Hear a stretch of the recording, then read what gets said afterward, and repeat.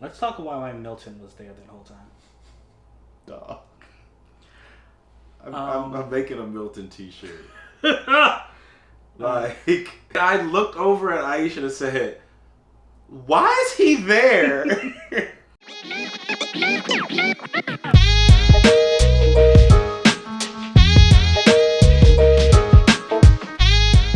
Hello, and welcome back to Small Couch Reviews. It's your boy Sam. It's your boy Joey.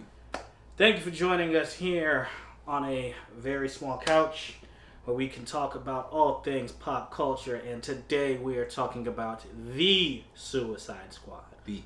Not to be confused with Just Suicide Squad that came out 5 years ago. So this movie is kind of a reboot, but more so a sequel to the first one. It acknowledges the first one happened, because it doesn't waste your time going through what Suicide Squad or the Task Force X is. But at the same time, you can tell it's completely different, and they're trying to take it in a new direction. So, for just a quick recap, this movie, Amanda Waller, played by Viola Davis, runs a amazing job. She runs a somewhat illegal task force named Task Force X, or Suicide Squad. And it is comprised of criminals. Just super bad villains. And she sends them on suicide missions. That way, if they get caught, they can just say, the villains are doing whatever they wanted. To make sure they stay in line, she puts a bomb in the back of their neck. If they disobey her orders, boom. Alright, so this movie is a lot, well, for one thing, it's a lot better than the first one. This is what the first one should have been. Yes. Honestly, I can't. They took Will Smith out, and the movie was better, which I can't believe I'm saying. He was replaced by Idris Elba, who did an amazing job as a character Bloodsport. I like Bloodsport. I'm just gonna say it. Yeah, I'm man. saying it. I like Bloodsport better. Okay. Well, okay. I don't know, because the movie was better. Maybe I enjoyed that character, but yeah. So right. So, you know what? Yeah, let's just get right into it. I don't know if you can call this a review. We're kind of just going to talk about it. Just for the sake of argument, Jovi and I already talked about this. We're going to say this movie was a 5. A 5 out of 5. 5 broken TVs. I think this was the pinnacle of what DC has had to offer in live action since it started doing live action. Or since this iteration of live action started. Straight up. I could do a whole video comparing how it's better than the first movie. Yeah. But let's just talk about what we liked, man. So like I said, Task Force X, it's comprised of villains, just straight villains. Director James Gunn really had a fun time doing this. He took the most obscure people I haven't even heard of, and I'm a DC stan, honestly, and just threw them in this movie. And it really felt like a Suicide Squad movie because so many people died. So many of the main characters just died. And I mean, right. I loved it, bro. The action, obviously the action was really good, but it's just I think this movie straddled the comedy that was in this movie was so well written because it was not like they weren't making jokes. Like Guardians of the Galaxy, for example. They make jokes that were funny. Yeah. And here, it's like, there were situations that were funny that should not have been. There's a whole situation. There are going to be spoilers in this, by the way, because it came out a week ago, so hopefully you've seen it. If you're watching this, you've seen it. It's only been a week? Yeah. I always thought this was going to be an episode of, I know we late, but... Nah, it came out a week and 2 days ago. Oh. Yeah, so, anyway, yeah. There was a scene when they're walking through the jungle, and Peacemaker, played by John Cena, and Bloodsport, played by Idris Elba, are having a contest to see who can kill more people, and in the coolest way.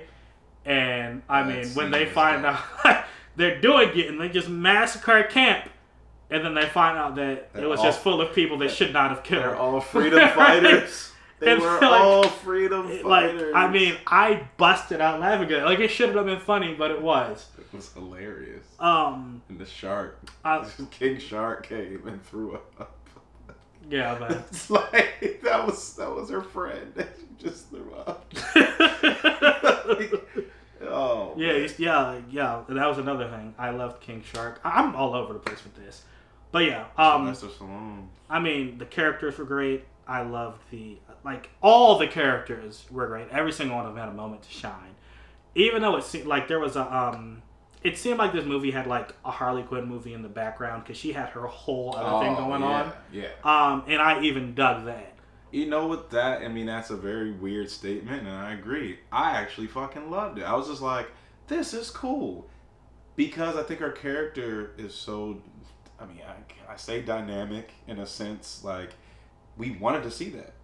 Birds of Prey was good enough that I'm like, what else is Harley doing? Yeah. And honestly, this movie really made me question how she's ever not beaten the Batman. Like, her scene, she had her own action scene, which, by the way, was full of just stuff I'm making in the wallpapers. But she was just headshotting people like she was playing Halo, man. And she took out like an entire army by herself. She literally took out an entire army. It just this movie reminded me why I love Harley Quinn. Yeah. Because not only is she like, I mean, obviously she kicks butt or whatever, but like she's actually crazy. Like she's an actual crazy person. Yeah. Like, she's a high-functioning sociopath. Her whole little side quest, her love story, I mean... That was hilarious. Again, another hilarious thing. She just shot us. Like, she had this whole love scene. Like, it was like straight out of Sleepless in Seattle or something. And then it ends with her shooting the dude she's in love with. Like, it was hilarious. Like, oh. And then she's just talking to a dead person. Like, I mean, yeah. It was spectacular. I'm gonna come back. You go ahead. Tell me what you liked about the movie. I will say straight up, I just loved this movie because it felt like an animated Suicide Squad movie. It just seemed like they literally pulled.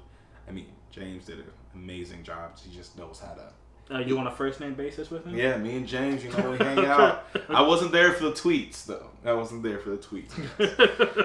No, James Gunn is just, he's great at dialogue. Yes. So yes, that's what made this, because it just seemed like we were watching crazy people just doing what they do. Yeah, I mean, sorry, you just reminded me. Another part of the movie I really loved, the beginning when it started. Like when it immediately started, I was like, oh yeah, this is James Gunn because the music choices. Yeah.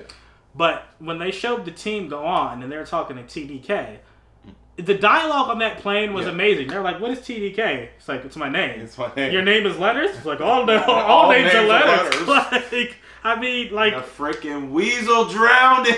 The weasel drowning. I was screaming. And I'm so glad I got to watch this on my couch. On my big TV. With my 5.1 surround sound system. Because I could scream. Yeah. I was yelling. It's just like... And they were like, did anyone check if he could swim? Oh, man. Waller was just looking like... Right, she looked at someone and it's like, oh, that's clearly your job, man. Oh, that was great. Yeah, so, I mean, I'm sorry, we probably should get some context to what we're talking about. But yeah, so Waller sent two teams, obviously. She sent one team led by Bloodsport, one team led by Rick Flag. We saw Rick Flag's team first at the very beginning of the movie with a whole bunch of characters who are very, I mean, all of them are obscure, but these were really obscure people. Yeah. And honestly, you knew all of them weren't going to survive. Like that first team, they got annihilated as soon as they landed on where they were going. It was all of them chaos. died. Weasel died as soon as he jumped out the plane. He drowned. It's like, why would you even jump out? Right. But it's a weasel, so I don't know how his brain works. Right. Then you had Rick Flag. So Rick Flag and Harley, I think, were the only people who survived, which the plot saved them. Yeah. I mean, they even killed Captain Boomerang in the beginning, man. And he had the glowing boomerang. Yeah, that was dope. I was like, oh, wait, no. TDK. Oh, man. When they said the detachable kid. And he took his arms off. And what did he do, Joe? And his arms were just slapping. He was just slapping their helmet. And then they were like, what? And they shot his arms. They shot his arms. And he was just on the ground. Yo. Yo. This is all in the first. Yeah. When I watched this, I'm glad I watched it. I had to pause it. I rewound that TDK death like 3 times, yo. I was like, I know that's not his power. And Harley was saying exactly what I was saying. I was like, yo, what? What? That's what his power is? It looks so gross. It was like man. he was like an action figure and somebody pulled his arm off. He was just like, Oh man. What else I like? So the dialogue, it felt like an animated movie, and everything, the progression, all the way to when they turned around and fought the star, was all just so linear, and it was it just was so smooth. Even with the cut scenes, like the whole other story with Harley, it just all seemed like it made sense. Yeah, I agree. That's something compared to the first one. The first one didn't seem to. It didn't really make sense as to what they were doing, and you could tell their skills weren't on display at all. Like it was pretty bad. All the way to that, and then I was like, cool. I'm enjoying this plot, everything. I wanted them to walk away.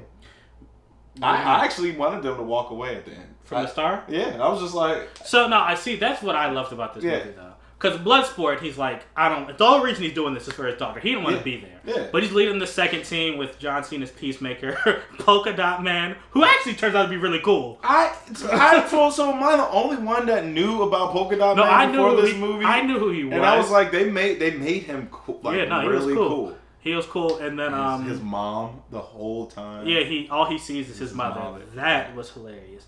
Every person he sees is his mother, who he hates.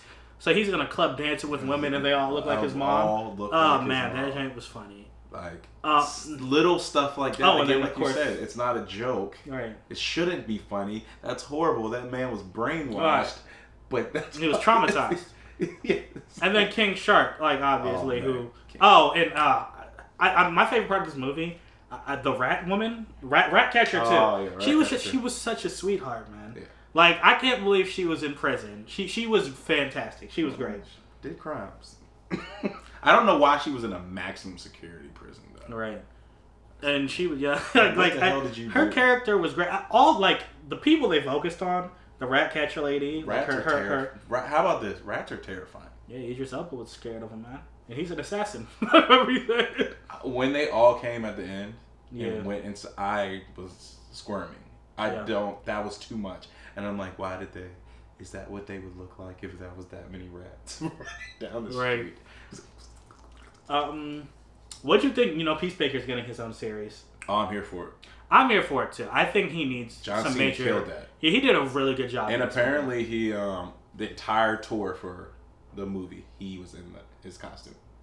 Oh yeah. I saw that. That's awesome. Like, that's amazing. He had the little. I was like, you really got into this character. Yo, what did he say? He said, "I love peace more than anything, and I'll kill any man, woman, or child to preserve it." Like that is a line, yo. That's a line. But that's his character. Like, as simple as it is, like that's his character in one line. It was in again his character development. Even at the end when he killed Rick Flag, he didn't want to do it. But he had to for his piece. And he was about to kill Ratcatcher, and he was like, yo, I'm sorry, I gotta do this. And if Bloodsport ain't stop him, she'd have been gone too. And I love it. Smaller bullets. Yeah, they talked about it in the beginning. They talked about that, and I said it as the bullet was shooting out. I was like, oh, smaller bullets. Before they even showed that it went through. I was like, small bullets. Yep. I mean, Idris Elba really killed it. Yeah. I really hope he comes back for the sequel. Gosh, man. I think, so, I mean, we've talked, the characters made this movie, obviously. We keep talking about that. Even as small as, the Thinker and the Star. The Star is sympathetic in the end. Y'all kidnapped him when he was just floating in space. And you experimented on him for 30 years. I just want to go to space. He's like, I was just happy floating among the stars. And it's like, dang, y'all made me feel bad for this star who was killing people. Yeah, it's not his fault. And that's when I was like, damn, they had to kill him. But then he started shooting people. And I was cracking up. So I'm like, those people are dead now. Yeah. They're just because they're possessed. Yeah. It's like, but you're killing real people. You won't get that in any other movie. No. You will never, we won't see that in anything, anti-hero wise. Even a Deadpool. He doesn't just shoot random people. He shoots bad guys. Idris Elba Deathstroke. shot fucking people in the face. No, yeah. So like that's the thing. I think like I'm really curious and excited to see where these characters go from here because all of them had an arc. Every single one of them. King Shark was about to eat people. Now he's part of the team. The rat lady. I mean, she changed. They're free, so they're free now. What happens after this? Yeah, man. Like there was a point. Like you said you wanted them to walk away at the end when they had finished their mission. I enjoyed it. Don't get me wrong. I was just like shit. So they finished their mission, and then Idris Elba and Waller's like, all right, come back, we're done. Yeah. And Idris Elba, like, in total reverse of what he had been preaching at the beginning, this experience changed him. He's like, I can't leave these people to die. I gotta save them. And then he went with his cool little outfit, which, by the way, that joint was dope. That joint was dope, yo.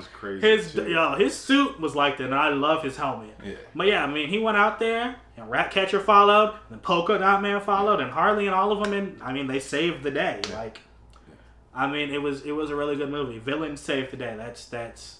I think it was a good message among all the carnage. Yeah, I mean, but in reality, that's what most of the Suicide Squad stuff is. They actually do what they need to do to save everybody else. And of course, they're not going to get credit. Yeah, and I think it shows like something. Something I heard in Loki. I thought of. I think it was Loki himself who said they were like, not everyone is all bad and not everyone is all good. Mm-hmm. And I think this movie showed that. Yeah. Because, I mean, clearly, Idris Elba, I mean, he was a horrible father and a horrible person at the beginning. Yo, him going back and forth with his daughter, I was like, damn. Yeah. And then, like, he changed. Harley, literally, like, she was, I mean, even though when she shot the dude, it was funny. When you listen to what she's saying, she was like, yeah, I'm attracted to psychopaths. And she's like, you're a bad person about killing kids, so I had to end it real quick. Yeah. And then I really wish Polka Dot Man had made it, yo. Like, he was traumatized by his mom, and he literally shot out polka dots and stuff. And he's the only one who cared about Milton. But now I want to, fucking Milton. Yeah. Why was he there? Bruh. Who wrote that? Who wrote that? You know James Gunn literally did that?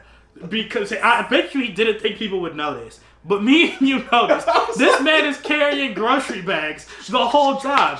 And I'm like, why is he in the building? I forgot who I was watching with.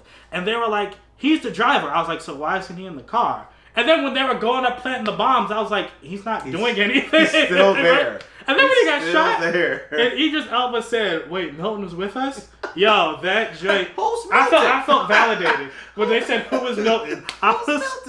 I was like, yes! Yes. What the heck? I want more background with Polka Dot Man. Like, I want to see his brothers and sisters. Yeah, they mentioned that. Really cool. That would be cool. Maybe we'll be in the next one, man. Yeah. And I really hope there is a next one. I don't know what the HBO Max streaming figures were, and obviously COVID made. I mean, I don't want to say COVID made because it could just be people didn't want to see it. But the box office wasn't that great. I'm really sad that this movie shares the same title with that first movie because this one it's so much better. Yeah. It's Snyder cut better. It might be greater than Snyder cut better, y'all. Like it really is. It's such a transformation, and like they actually did justice to what Suicide Squad. Yeah, man. They took like this literally. I mean, this was Guardians of the Galaxy, bro. Yeah. Like they took characters you probably wouldn't have heard about otherwise outside of Harley. And honestly, they made them great. They made a fantastic movie out of them. King Shark was hilarious. King Shark, Sylvester Stallone.